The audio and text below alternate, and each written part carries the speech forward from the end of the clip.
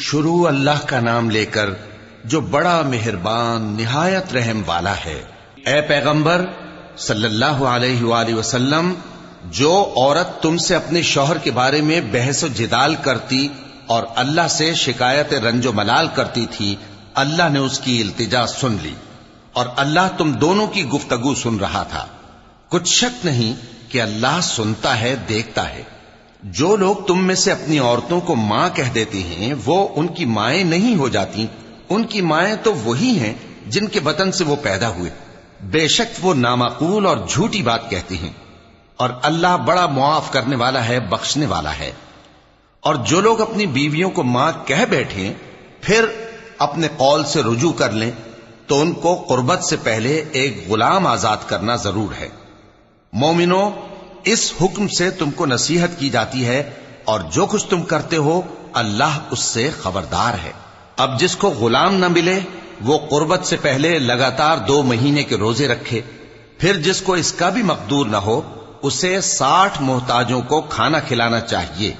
یہ حکم اس لیے ہے کہ تم اللہ اور اس کے رسول کے فرما بردار ہو جاؤ، اور یہ اللہ کی حدیں ہیں، اور نہ ماننے والوں کے لیے درد دینے والا عذاب ہے۔ جو لوگ اللہ اور اس کے رسول کی مخالفت کرتے ہیں وہ اسی طرح ذلیل کیے جائیں گے جس طرح ان سے پہلے لوگ ذلیل کیے گئے تھے، اور ہم نے صاف صاف آیتیں نازل کر دی ہیں، اور جو نہیں مانتے ان کو ذلت کا عذاب ہوگا۔ جس دن اللہ ان سب کو جلا اٹھائے گا تو جو کام وہ کرتے رہے ان کو جتائے گا۔ اللہ نے وہ سب کام لکھوا رکھے ہیں اور یہ ان کو بھول گئے ہیں، اور اللہ ہر چیز سے واقف ہے۔ کیا تم کو معلوم نہیں کہ جو کچھ آسمانوں میں ہے اور جو کچھ زمین میں ہے اللہ کو سب معلوم ہے؟ کسی جگہ 3 شخصوں کی سرگوشی ہوتی ہے تو اللہ ان میں چوتھا ہوتا ہے، اور جہاں 5 آدمیوں کی سرگوشی ہو تو وہ ان میں چھٹا ہوتا ہے، اور نہ اس سے کم یا زیادہ مگر وہ ان کے ساتھ ہوتا ہے، خواہ وہ کہیں ہوں۔ پھر جو جو کام یہ کرتے رہے ہیں قیامت کے دن اللہ سب ان کو بتائے گا۔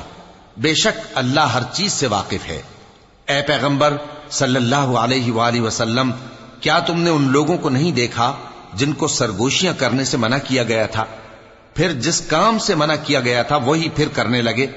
اور یہ تو گناہ اور ظلم اور پیغمبر صلی اللہ علیہ وآلہ وسلم کی نافرمانی کی سرگوشیاں کرتے ہیں، اور جب تمہارے پاس آتے ہیں تو اللہ تعالیٰ کے بتائے ہوئے الفاظ کے بجائے دوسرے الفاظ میں تمہیں دعا دیتے ہیں، اور اپنے دل میں کہتے ہیں کہ اگر یہ واقعی پیغمبر ہیں تو جو کچھ ہم کہتے ہیں اللہ ہمیں اس کی سزا کیوں نہیں دیتا؟ اے پیغمبر صلی اللہ علیہ وآلہ وسلم، ان کو دوزخ ہی کی سزا کافی ہے، یہ اسی میں داخل ہوں گے اور وہ بری جگہ ہے۔ مومنو، جب تم آپس میں سرگوشیاں کرنے لگو تو گناہ اور زیادتی اور پیغمبر کی نافرمانی کی باتیں نہ کرنا، بلکہ نیکوکاری اور پرہیزگاری کی باتیں کرنا، اور اللہ سے جس کے سامنے جمع کیے جاؤ گے ڈرتے رہنا۔ منافقوں کی سرگوشیاں تو شیطان کے اکسانے سے ہیں جو اس لیے کی جاتی ہیں کہ مومن ان سے رنجیدہ ہوں، مگر اللہ کے حکم کے سوا ان سے انہیں کچھ نقصان نہیں پہنچ سکتا۔ تو مومنوں کو چاہیے کہ اللہ ہی پر بھروسہ رکھیں۔ مومنوں، جب تم سے کہا جائے کہ مجلس میں کھل کر بیٹھو تو کھل کر بیٹھا کرو، اللہ تم کو کشادگی بخشے گا، اور جب کہا جائے کہ اٹھ کھڑے ہو تو اٹھ کھڑے ہوا کرو۔ جو لوگ تم میں سے ایمان لائے ہیں اور جن کو علم عطا کیا گیا ہے اللہ ان کے درجے بلند کرے گا، اور اللہ تمہارے سب کاموں سے واقف ہے۔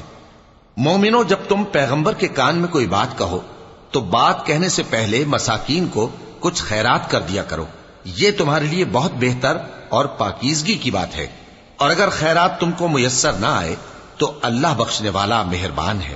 کیا تم اس سے کہ پیغمبر کے کان میں کوئی بات کہنے سے پہلے خیرات کرو ڈر گئے؟ پھر جب تم نے ایسا نہ کیا اور اللہ نے تمہیں معاف کر دیا تو نماز قائم کرتے رہو اور زکوٰۃ دیتے رہو، اور اللہ اور اس کے رسول صلی اللہ علیہ وآلہ وسلم کی فرما برداری کرتے رہو، اور جو کچھ تم کرتے ہو اللہ اس سے خبردار ہے۔ بھلا تم نے ان لوگوں کو نہیں دیکھا جو ایسے لوگوں سے دوستی کرتے ہیں جن پر اللہ کا غضب ہوا؟ وہ نہ تم میں ہے نہ ان میں، اور جان بوجھ کر جھوٹی باتوں پر قسمیں کھاتے ہیں۔ اللہ نے ان کے لیے سخت عذاب تیار کر رکھا ہے۔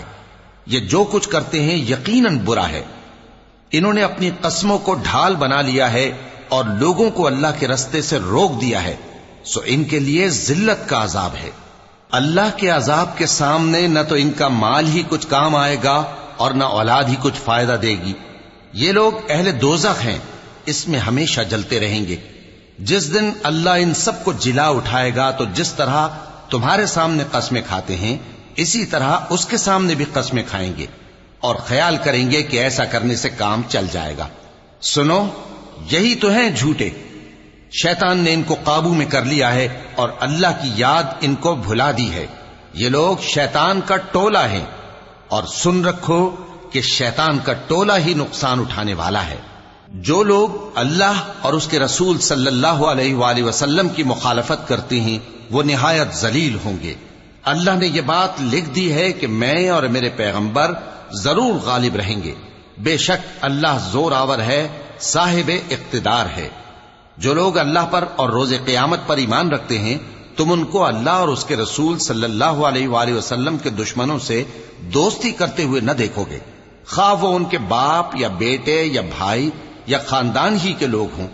یہ وہ لوگ ہیں جن کے دلوں میں اللہ نے ایمان کو نقش کر دیا ہے اور اپنے فیض سے ان کی مدد کی ہے، اور وہ ان کو بہشتوں میں جن کے نیچے نہریں بہ رہی ہیں داخل کرے گا، جن میں وہ ہمیشہ رہیں گے۔ اللہ ان سے خوش اور وہ اللہ سے خوش۔ یہی لوگ اللہ کی جماعت والے ہیں۔ سن رکھو کہ اللہ کی جماعت والے ہی کامیاب ہوں گے۔